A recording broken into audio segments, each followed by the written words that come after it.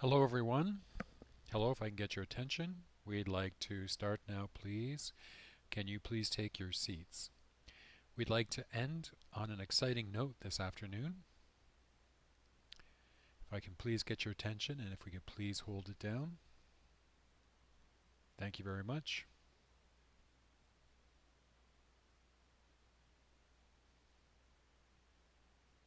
All right. Are we ready? Hello again. My name is Susan Emerson. I am from Australia. I am the current Vice President of WASLI. A while ago, I had an opportunity to work in Kosovo from 2015 to 2017 for 3 years. It was an amazing experience that I now carry with me, and I have to tell you, I consider it to be my second home. Selman, I know you are aware of that. Now, I worked with Colin Allen. He is deaf, and you probably know who I'm talking about. And we worked together in Kosovo. I focused on working with the interpreters, and it was in an advisory capacity. I wasn't doing any instruction. Instead, I was working with Selman. And at the same time, Colin was working with the deaf community, and we were working in tandem in Kosovo. And we were fortunate to receive funding from the Finnish Association of the Deaf, FAD, and they supported our work. There's one thing I'd like to share with you. It's a story about the first time I met Selman. As I said, I got to Kosovo in 2015, and I flew there, of course. But before I left, I knew very little about Kosovo. So I packed my things and boarded the plane and flew to Kosovo. And when I stepped off the plane, I was met by a deaf person, but I was in shorts and a short sleeve shirt. And the temperature in Kosovo at that time was minus 14. Now I'd come from Australia in my sandals and arrived to several feet of snow, and everyone was wearing their heavy winter coats with their hoods pulled up, and I was in my short sleeve shirts and sandals. So the person who met me said, "Did you really come to work like that?" And I looked a bit foolish.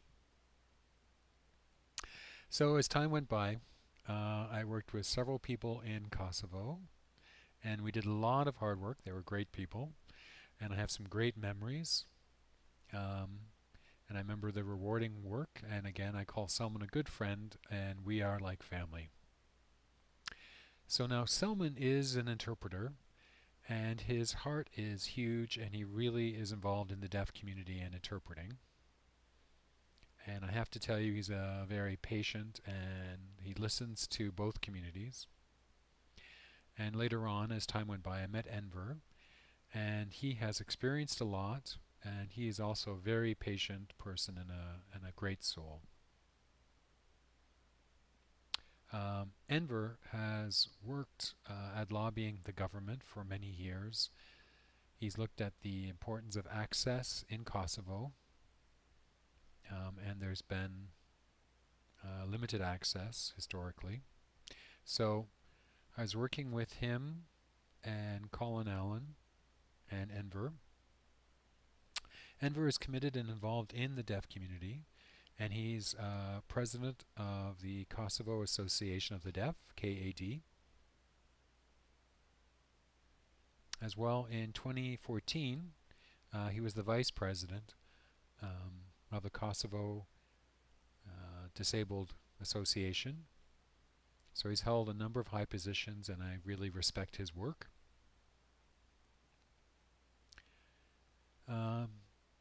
So the theme of this keynote is treasuring the present. This morning, we just talked about honoring the past, but right now we're looking at the importance of treasuring the present, which is why we've invited these two speakers today, and we're happy and honored to have them, Selman and Enver, to present today on that topic. So please give them a warm welcome.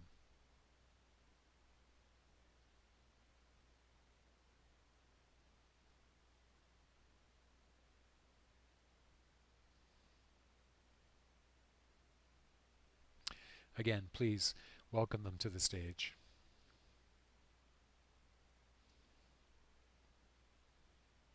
I want to thank Susan for that wonderful introduction, the discussion of our work that we did together. It was truly inspirational, and I remember it. I'd like Selman now to introduce himself. First, Susan, I have to say, I think you probably mentioned half of the points in our presentation already. Thank you again, Susan, for that warm welcome.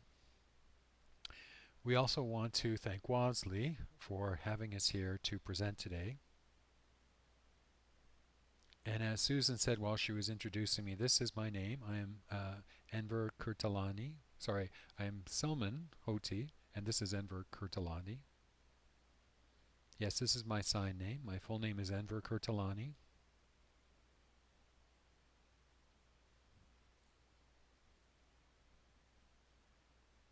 Selman, why don't you go ahead and talk a little bit about your background? Okay, I was born and raised in Kosovo. I am an interpreter. I am also an interpreter educator for KAD, the Kosovo Association of the Deaf. I've been working at that since 2004, so teaching interpreting as well as interpreting. In 2007, I started working in various neighboring countries with Albania and the Albanian Association of the Deaf, AAD, and I was helping to instruct their interpreters. I've also worked on TV and in television as an interpreter since 2005. And I have been involved in WASLI from 2007 to 2015. And I was a representative for the Balkan regions. Enver? Thank you, Selman.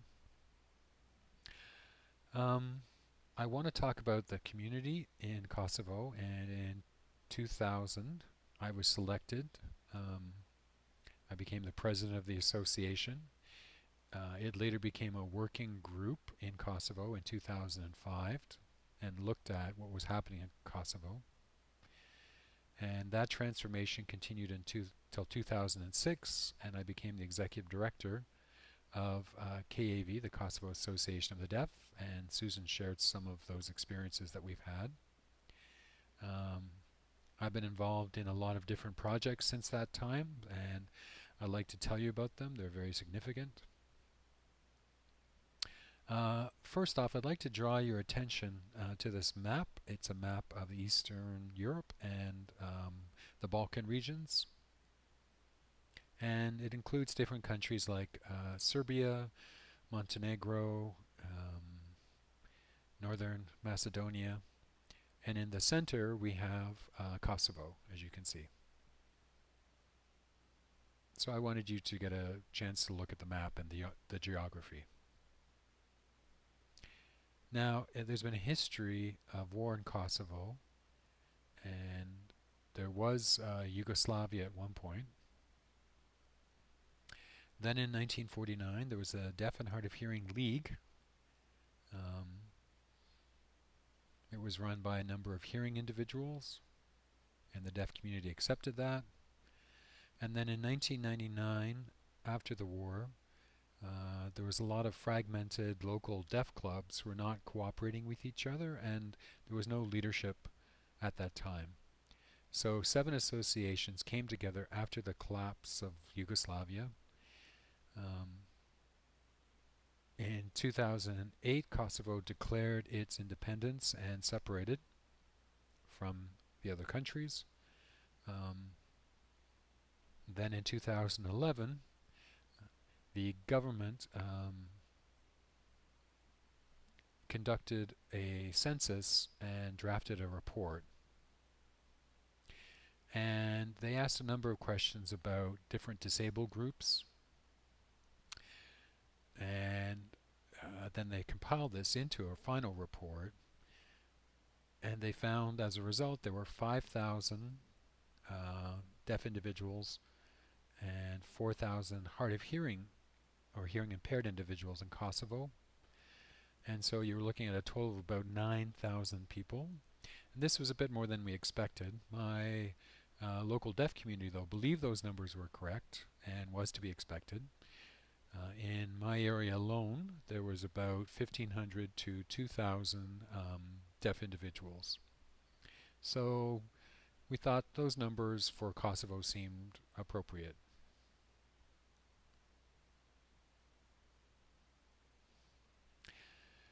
As Enver was saying, after the war was done, the deaf community was competing with each other and was a bit fractured. There was a lack of leadership and no one central responsible association. So we turned to FAD, the Finland Association of the Deaf, for help. In 2001, a representative came to Kosovo and did research in the deaf community. One area they looked at was interpreters and, of course, access.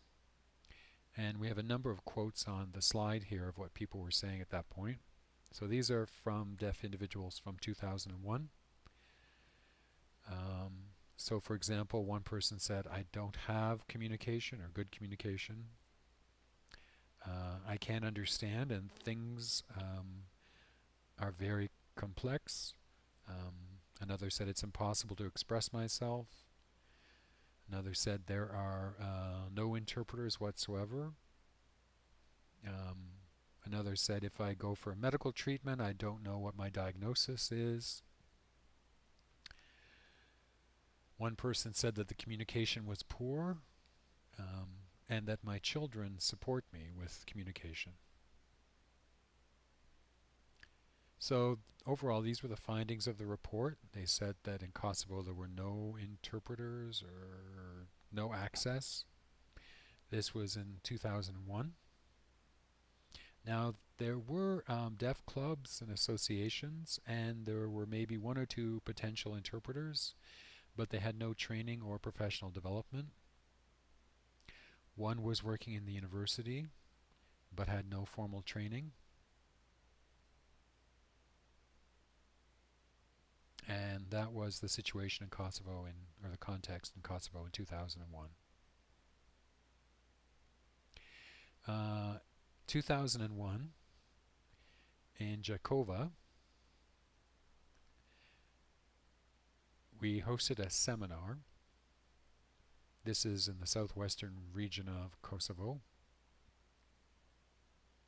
And the Finnish Association of the Deaf was involved.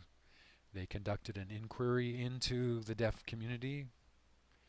They thought it was better to do this at Jakova during the seminar. And there were representatives from the deaf community in attendance. So they collected a lot of information from those representatives, and they found 34 issues in the community from that research. Now they wanted to keep those 34 issues because they were all important, of course. But they also found a number of major themes or categories, and those were three major themes that included the 34 issues. One was there was a need to expand the organizational management training and make that ongoing. Another was they needed education of sign language interpreters and more research on sign language to strengthen these. So with the help of the Finnish Association of the Deaf and the Kosovo Association of the Deaf, we began implementing the findings of that. Now the associations established some long-term goals, and there are 4 in particular that KAD focused on. The first was advocacy, and they were looking at advocacy that focused on the convention, the CRPD, the Convention on the Rights of Persons with Disabilities. And it has many articles, but we focused on specific ones, Article 9, 21, 24, and 30. These were the ones we could make the strongest case, and we looked at what the community needed in regards to them.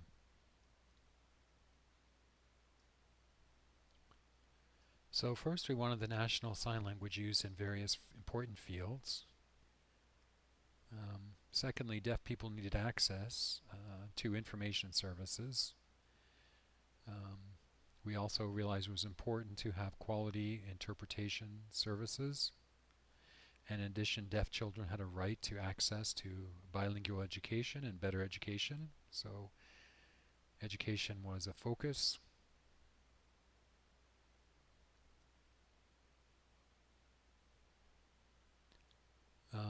You can see the timeline when we achieved some of these goals and when they happened. We first looked at education, expanding the services. You can see that in the green timeline.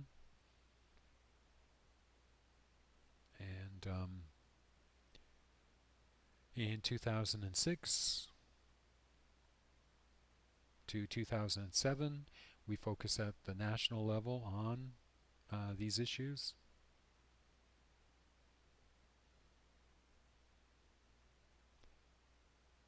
Kosovo Association of the Deaf went through a transformation at that time. In 2002 to 2005, we had a small working group and it was focused on different projects. One was conducting surveys. And remember we mentioned the 34 issues we'd identified earlier, so that was the focus of our efforts. We then had a series of reports to get the information out there and training, to expand on the information. We presented to the local deaf associations to work with them to establish goals, and we agreed on what was important for our goals. In 2005, this led to a steering group. We had representatives on that from the 11 regional deaf associations. In the slide in blue, you can see the working relationship and KAD and the steering committee, and also in green. So there was the board of KAD and the steering committee, and they worked together to oversee research and documentation of the research, and we reported on the findings and expanded training and organizing. And KAD did not have statutes prior to that, but we did establish statutes at that time, and the local communities and nationally established their own statutes as well. And we established a second logo for KAD to represent the new association. We had a large number of submissions, 46, but we did choose a logo. And we have a picture of it that we'll show you in upcoming slides. So we had the statutes in place, and the organization continued to evolve in 2006. The local communities had adopted the statutes, and the local deaf associations were established and run by deaf individuals. And there were 11 associations. The boards were established for each, and this happened in 2006. And then we had elections for KAD with deaf representatives from all across Kosovo voting. In this slide, you will see we achieved another goal, and this was organizational management training. We wanted to increase the number of deaf individuals in leadership roles to 100%. There's also been an imbalance historically between men and women in these roles, and currently we've increased the number of women to 40%, so it's significant, it's almost on par, and we hope to have a much higher percentage in the future. And we know in general that there are more women who could take on these roles. We looked at the 11 regional associations. 6 are currently healthy and running independently, but 5 have required additional support in terms of management training. We hope they will continue in our timeline and not disappear.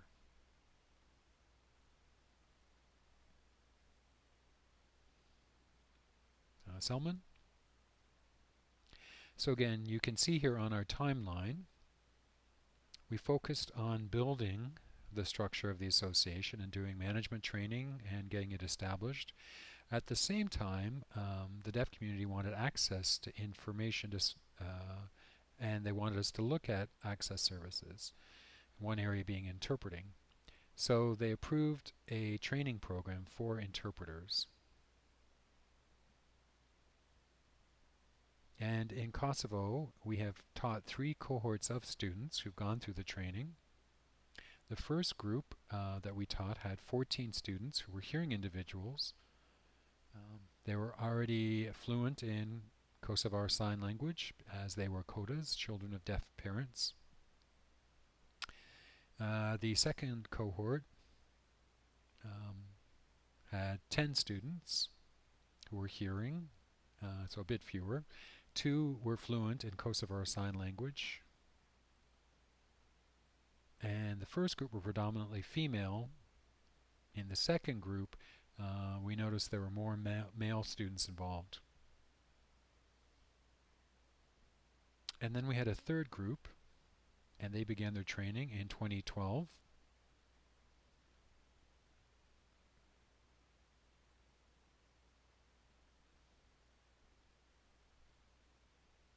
Now, in terms of the interpreter training itself, it lasted for 3 years. That was the program of study. Of course, the deaf community wanted the interpreters now and wanted the training to begin immediately. But we had to develop the curriculum.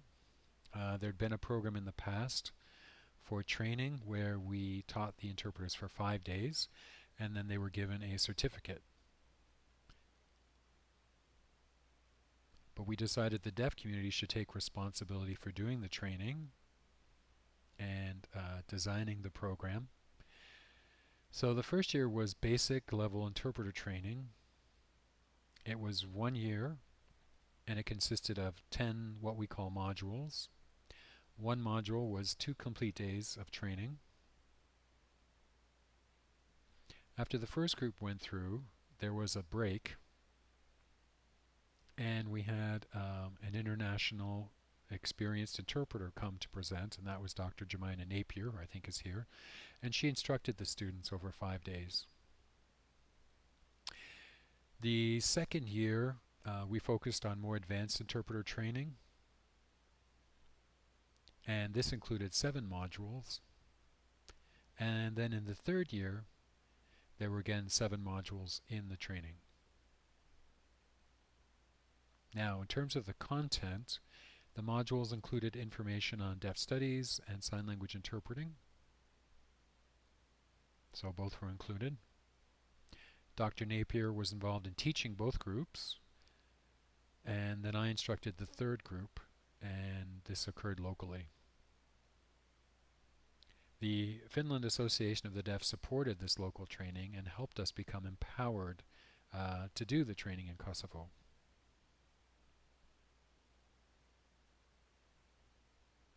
So we have instructed these 3 groups, and it's a 3-year program. And of course, at the end, the interpreters wanted a certification. However, the deaf community had no expertise in evaluating interpreters or knowing what to do. So, the Kosovo Association of the Deaf approved the establishment of an assessment panel.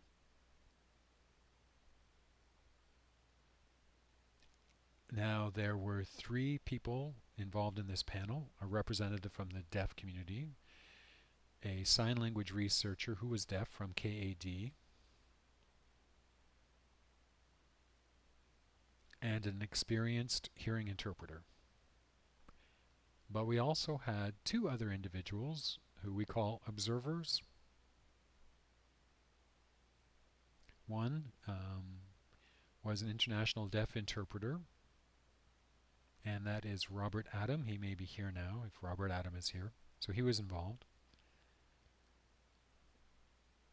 Plus, we also had 1 more individual from the KAD board, a board member. So now this panel didn't know how to do evaluations. They didn't have experience doing that. So they were provided training. An experienced deaf interpreter came in to teach them how to evaluate. And they look at a number of skill sets, which I will summarize. I'll mention the 3 major categories they assess. 25% of the score is based on what we call discussion register, how a person communicates in Kosovo Sign Language. The second is individual register while they're interpreting, and the third is their use of spoken language.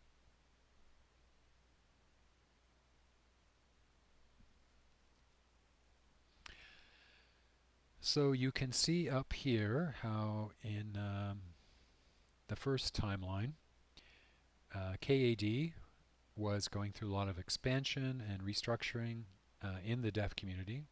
And then in the second timeline, we have the interpreting field growing to provide access to the deaf community. In the third track, we looked at resources. There was nothing available, yet the deaf community wanted the resources around sign language interpreting to explain to hearing people how the deaf community had their own language, but this was as impossible, as first we needed to conduct research. In 2006, we started that research by first training 2 deaf researchers on how to do the research on Kosovar Sign Language. And after the training, 1 continued on. Then in 2012, we had the first official publication of Kosovar Sign Language.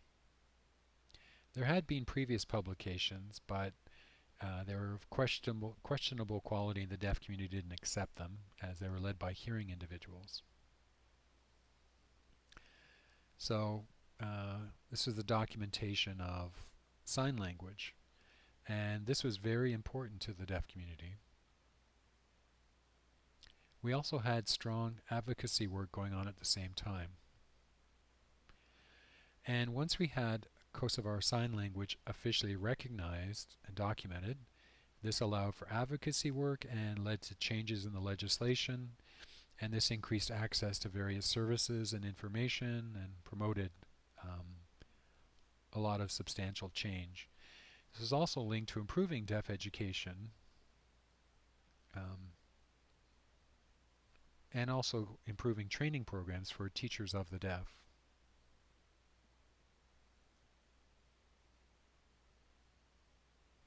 We have organizational development training now. We have the documentation and acceptance of sign language that has supported that work as well. It's also supported the deaf community who have access to learning about their language, and this supports the work of the interpreters. So once we had this documentation and this research, it was a resource that we could use to teach interpreters, and they could learn the language using this material. So hearing or deaf interpreters could also learn this through these materials. So you'll see on the PowerPoint here, there's a lot of benefits of having it documented. It supports the deaf community. It supports deaf schools and families. It's supported our advocacy work. And having it documented also supports interpreter education. So another point, now in Kosovo, we're hoping by 2020 to have a web-based dictionary of Kosovar Sign Language. We do have the system and the power to record and document signs now on a website.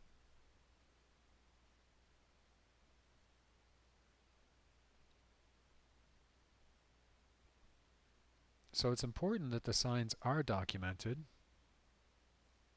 It's also important that the deaf community has access to this information and can learn from this information. So they understand their native language and have what we call linguistic awareness. This then leads to fighting for their rights, and it empowers the deaf community. So documenting it is an important goal.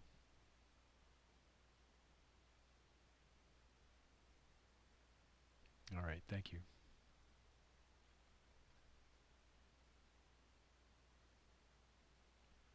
Okay, so in 2009, we were working on advocacy. This led to a report, which you can see up here on the colored timeline, and that advocacy work was really important and ongoing. And we had some important findings. I want to share those with you now. And you can see those up here. We looked at the sign language ability of teachers, and 90% were classified as poor signers, and that's, you can see that in pink on the chart. Beside it, at the same time, you could see the results from a survey of deaf people, and they reported a preference for sign language as their mode of communication, and that was 99%.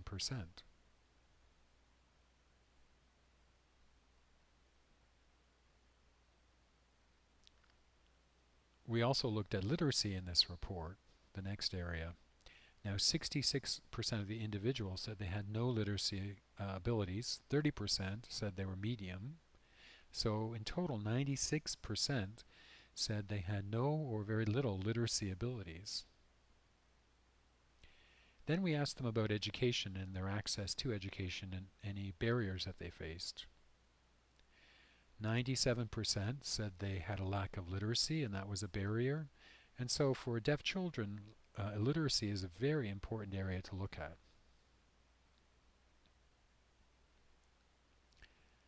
Individuals who took this survey were asked about communication with their hearing family. Most of them talked about using gestures, and in total it was 94%. Then we asked them about access to sign language services and interpreting services, and they reported there was no access. This was 95% of the individuals. But we should remember that this survey was conducted back in 2016, and the government began providing access services, or sorry, it was done prior to 2016 when the government began providing access services to the deaf community. So I'd like at this point to thank our consultants, and particularly Colin Allen, for improving the situation in the deaf community through his educational efforts and promotion. I also want to thank Lisa Kopinen for helping us in our advocacy work with the government, so we could get Kosovo legislation passed, and training and access to information. I also want to thank Markku Jokinen for his work in education and presenting to the government to enhance their awareness. These leaders have done a lot for us. We want to thank those three in particular. Without them and their advice, I don't know if the deaf community in Kosovo would have been able to get this work done.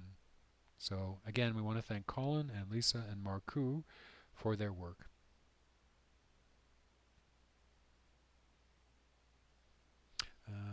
Thank you, Enver.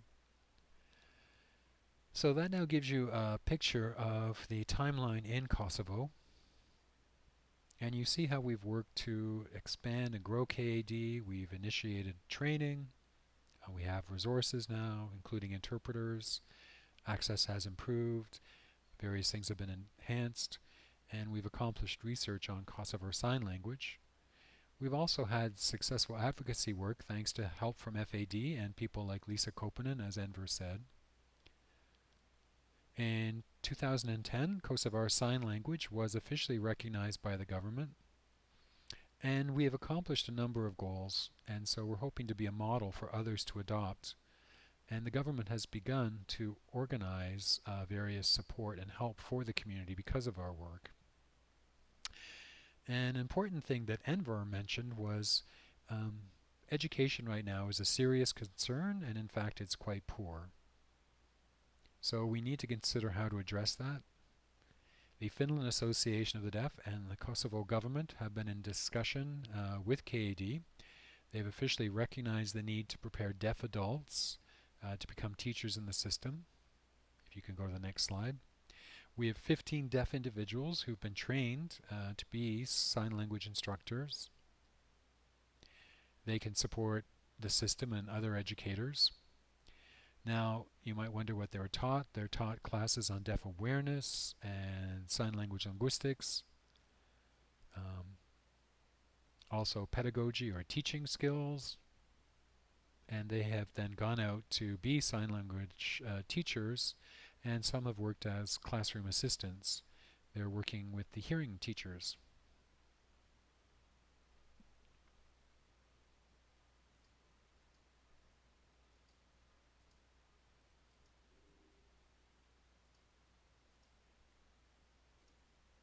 So these 15, after their training, have gone out to be classroom assistants in the School for the Deaf.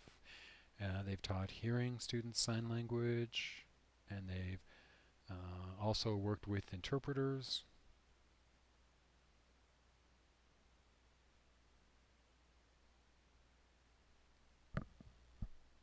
So you can see what we have done and how these goals are all connected. And our next focus was changing deaf education.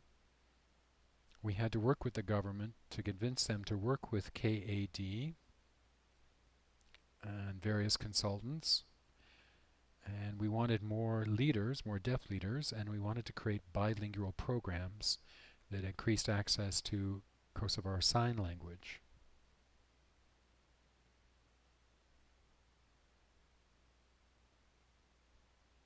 In the sign language curriculum training, in the past we only had 2 days of training, which is very short, a very quick program. That became 1 year or 20 days. But that has evolved, and we want professional level training. So KAD worked with FAD to create a curriculum on how to teach sign language, and you can see that up here in the slide. This new curriculum includes 120 credits. That's equal to 2 years of academic study. It follows the ECTS model, the European Credit Transfer and Accumulation System. 25 hours of instruction equals 10 contact hours or 15 hours of independent study. And we have regulations on the provision of sign language services, and that supports it. And this is for training and certification. And this is supported by KAD. KAD developed the curriculum, but they don't want to be responsible for the actual instruction. Instead, they want the government to hire teachers and provide the funding and the training.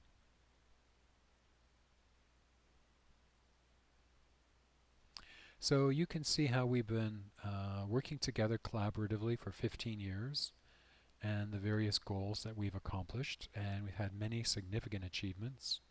Yeah. Can you go to the next slide? So they include, right now in Kosovo, the organization is 100% led by deaf leaders.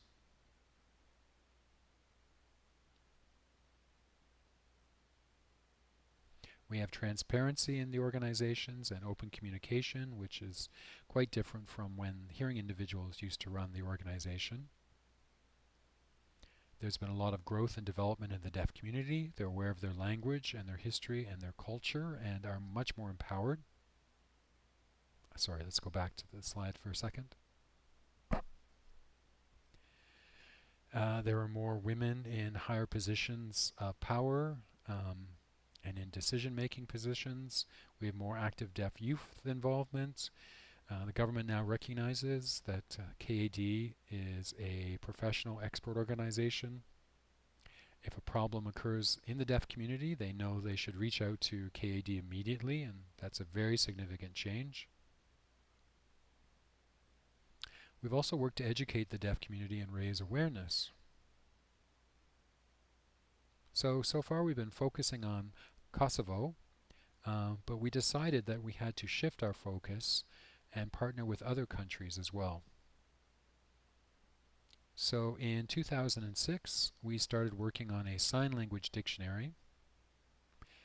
But in Albania, they'd already done that work a year prior, thanks to help from FAD. So FAD supported both countries. So they helped us with our efforts on our dictionary. And meanwhile, we had designed an interpreter education program. So we helped Albania to establish something similar in the curriculum, etc. We have done work with deaf youth and women, and we've exchanged resources with Albania concerning that work. As I mentioned earlier, in 2010, Kosovo Sign Language was recognized by the government. We had one representative from Kosovo who went to Albania to explain how to lobby for recognition of their sign language, and the Albanian Sign Language was finally recognized, and that happened in 2014. Both countries have deaf clubs and deaf associations working together, and deaf women's groups, and so we've broadened our scope. So perhaps as a summary, I'd like to talk about the role of interpreters working with the deaf community. One area in particular is interpreters working in advocacy and what that involves. And you can see the different areas. That includes advocating for sign language training. We want the training. Advocating for the recognition of sign language interpreting as a profession. Advocating for legislation and regulations. Also advocating for employment and payment for the work that we do. So we can work with the deaf community to do that advocacy, and in Kosovo we've got a good model of that work where the deaf community have taken the lead to advocate for interpreters, for us, because if there are no deaf leaders involved, the government is not going to listen to interpreters.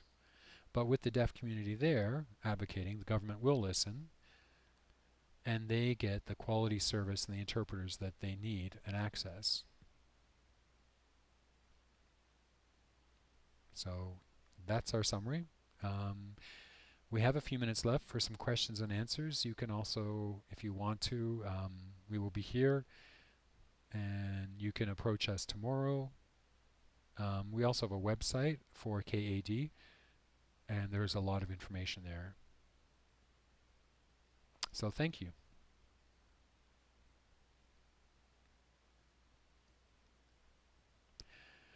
Weren't they excellent? You did a great job. I am so sorry I stole some of your points in my opening. Maybe we can talk later. I'm very sorry. So, great presentation. We have 15 minutes for questions and answers. The floor is open. Would anyone like to pose a question to our presenters? I would like to say to the two of you that WASLI's philosophy is to work with the World Federation of the Deaf, WFD, deaf and hearing people working together in partnership. We think it's very important. So it is important that deaf people are in positions of leadership, and we work with them to support them, as you are doing. So this is a great example. I think in terms of interpreters and people using sign language, it's a great model, and I hope that other people learn from your model, because you're doing, I'd say, like a fantastic job. It's an excellent model, so thank you very much. Well, thank you. We hope to be an example for other organizations to follow, and that it will lead to better partnerships. Enver, one thing I'd like to add, if I could. As you can see from the different timelines that we had on our slides, there's a lot of issues to be faced, and they're all very much interconnected. And so you really must work together on these different issues. You can't just focus on one goal at a time. You have to address the various challenges simultaneously and working together.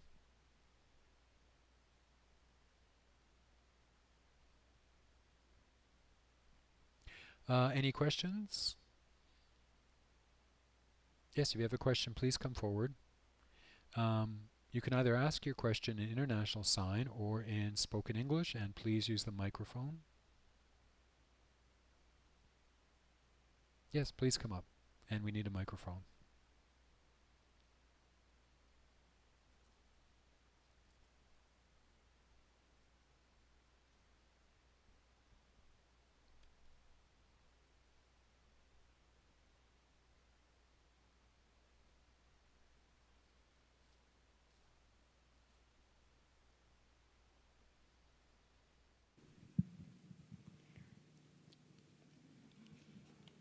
Okay, well, thank you for your presentation. It was really interesting to see and hear that, to see all your experiences. And I was like thinking about my country, thinking about Colombia, which is, well, you know, a third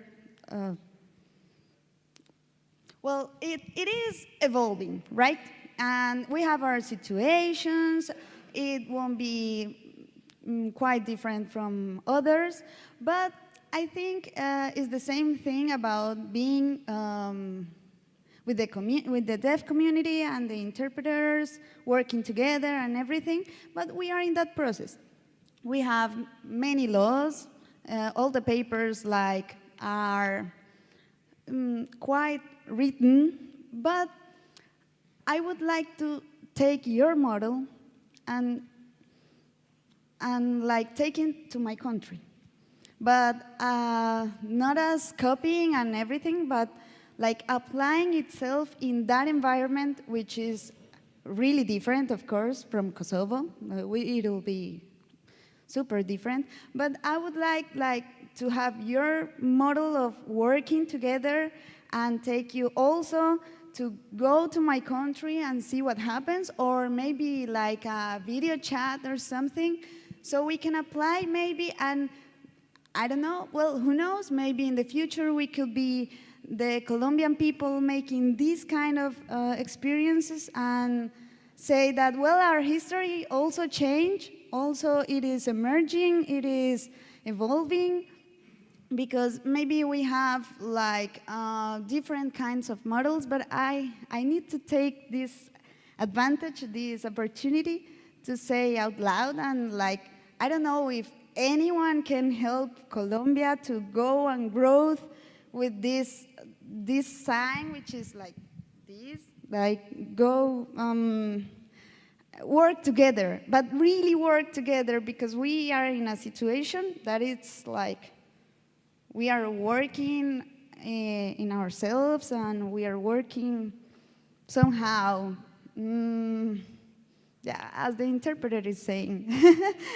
I don't know which other words to use, so maybe if you could, I don't know, we can exchange contacts or something, and you could send some recommendations. It'll be just quite nice. Thank you.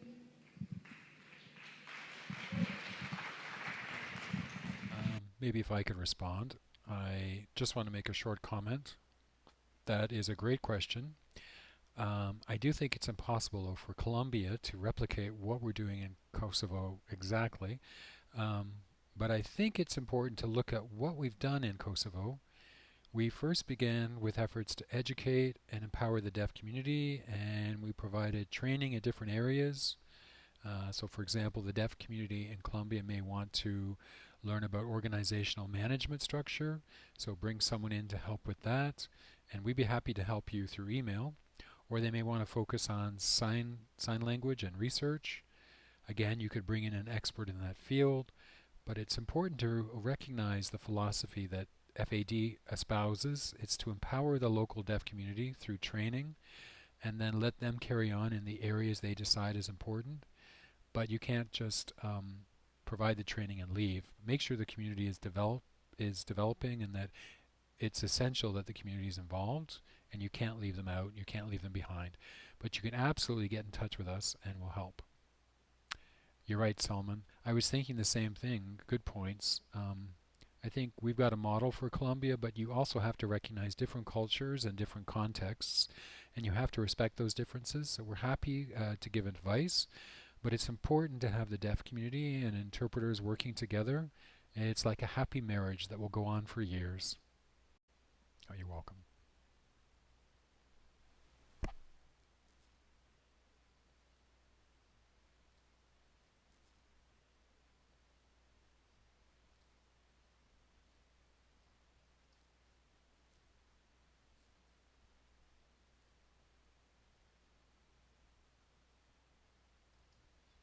Is this okay right here? This is okay? I want to thank you for your presentation.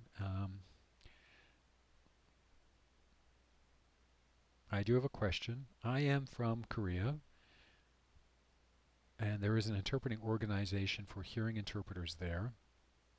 I'm the vice president right now of that organization. And my question is, we have a number of deaf associations and sign language interpreter association in Korea, and they have wanted to work together, which is great, and that's been our goal. However, we have a new president of the Deaf Association who has just started in their position. So there is a new president. And I'm wondering if maybe I should approach the former president to ask them to help make those introductions, or should I approach the new president directly? Selman, would you like to respond, or I could? I think you need to talk to them directly and give them the information directly. They may not know who you are or your role. Well, I haven't met the new president yet. They were just elected at the last Congress, so they've just begun their position. I haven't met them yet, and we haven't had a chance yet to talk. Well, perhaps ask them if you could meet face to face to share information and begin a rapport and have a discussion so that they can, know who you are. I think that you really have to do that. Okay, thank you very much. Yes, I think you need to have that dialogue with the person and a conversation. It's really important. For example, back in 2001 in Kosovo, the deaf community identified the 34 different needs, and they prioritized two. One was training and one was interpreters. And they believed it was important for interpreters to be trained, and you want to be part of that discussion. So you need to know what the community needs, and you need to know their perspective. So you need to have a dialogue with them, and that is my advice. Oh, thank you very much.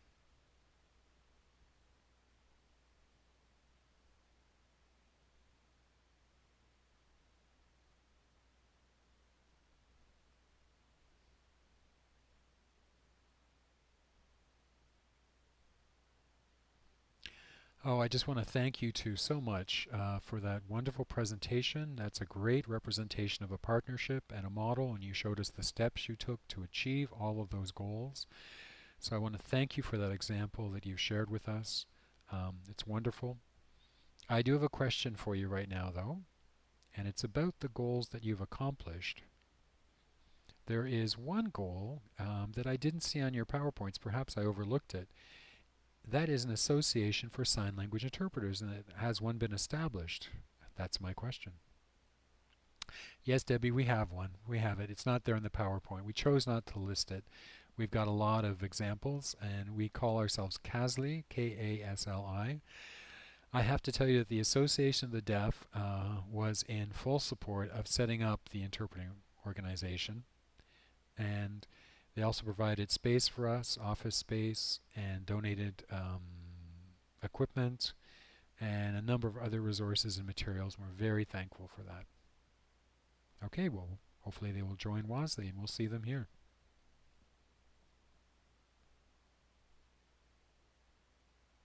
Any other questions from the audience? Going once, twice. Then we have completed the presentation. Again, I want to thank you both for coming to the conference. We want to thank you for this unique presentation. And we have a little something for you here. Oh, and thank you for inviting us. Thank you. Thank you, Susan.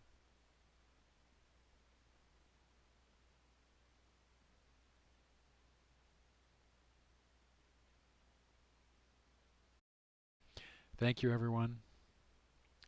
It's good to see you. And if you'd like to talk, you can meet us later. Thank you very much.